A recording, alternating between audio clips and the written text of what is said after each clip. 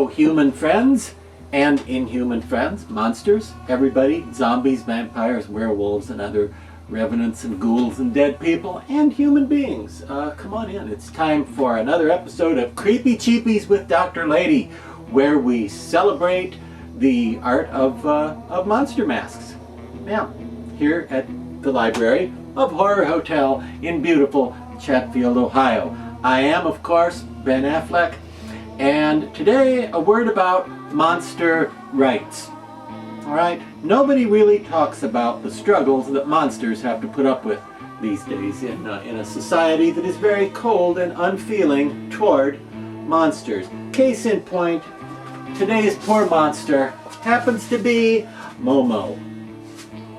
Not No-No, not No-No or Go-Go or So-So, or Bobo, but Momo. This is Momo right here. Poor Momo. Now, why do I say poor Momo? Yeah, why do you say poor Momo? Because she's been the victim of a worldwide media hoax ever since, well, as long as she can remember. And unfortunately, she can't remember very far back, so we're not sure about that. But anyway, poor Momo here. If you haven't heard of her, where have you been? Back in the late teens, back in like 2018, 2017, back in there was something called the MO-MOMO challenge going around, and it was all over the world, and governments were up in arms trying to find out where it came from, and none of it really happened, and Momo didn't do any of that stuff that she was accused of, but she can still be scary, right? Sure.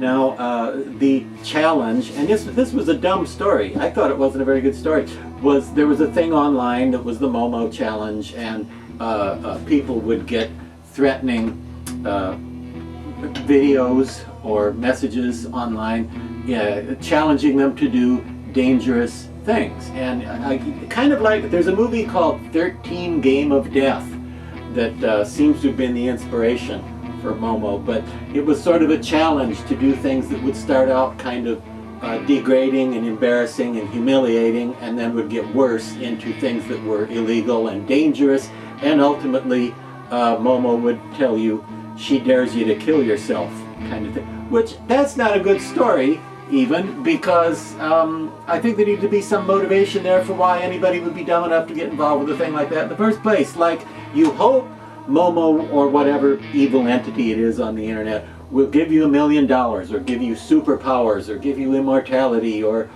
give you, you know, the girl of your dreams or something, but then see you take a risk that maybe you won't succeed at the game, and then she'll send a monster to kill you or something. Now there I see a story, but if it's just nothing is going to happen but bad stuff, that's too simplified and too flat, and just there's not enough meat there for a story. But anyway, Momo was accused all over the world of killing teenagers, basically, and encouraging people to kill themselves, and she never really did any of that stuff. No. Now, I'm surprised to say this, but as of 2020, when I was recording this particular video, I was not yet aware of any movies about Momo, and similar topics, similar things, but no actual Momo movies. Maybe by the time you're seeing this, there will probably be like 11 or 12 of them, you know, cluttering up Amazon Prime every night about Momo. But anyway, there have been several masks, and when I first saw the image of Momo for the first time, the first thing I thought was, where's the Ghoulish Productions mask? I knew there was going to be one, and sure enough, in, I believe it was 2019, they did come out with the Momo mask, and here it is. Now, there have been several other versions of Momo-esque masks. There's one from a Chinese company, and there's one from Ruby's that mostly looks like Momo, but she has like sort of bloody cuts on her forehead, so it's kind of a different character. Anyway, this weird design with the eyes and the funny shaped mouth, this was inspired by a sculpture, of all things. Not a Halloween mask sculpture either, but just a sculpture by an artist in Japan named, I believe, Keisuke Aisawa. Keisuke Aisawa. That's what it was. Keisuke Aisawa did the original sculpture, and it wasn't called MO-MOMO. It was based on an old Japanese folklore tale of a you know, legendary, mythical monster. And somebody somewhere just appropriated the image of that spooky face and made it part of, you know, oh, this is the thing that's, you know, messaging people to kill themselves. And I know you didn't really do that. I know, Momo. I'm telling them you didn't really do that. Like they say, it wasn't really your fault at all. You know who I blame? Humans. They're responsible for so much of the trouble in the world, aren't they? I blame humans. It wasn't really Momo's fault. No. But anyway, there have been several other masks out, and the original sculpture that did not look exactly like this, it was a little more distorted and beaky looking, I think. The original sculpture, they say, no longer exists because it was made out of a material that broke down and deteriorated and just isn't around anymore. Hardened yogurt, I think it was. Either that or latex with oil in it that broke down. I forget which one. We'll get back to you on that. Anyway, the original sculpture isn't around anymore, and there have been other masks and so forth. As far as what you would wear with this, if you were going to have someone play her at the haunted house or the Halloween party, or just to scare people on trick-or-treat night or something, well, that's a tough call, because the original sculpture had a bird body, because the mythical creature that it was based on is a bird with a human, you know, weird, freaky, distorted human head. So, but it would look silly to wear a bird costume and a mask. That wouldn't be scary.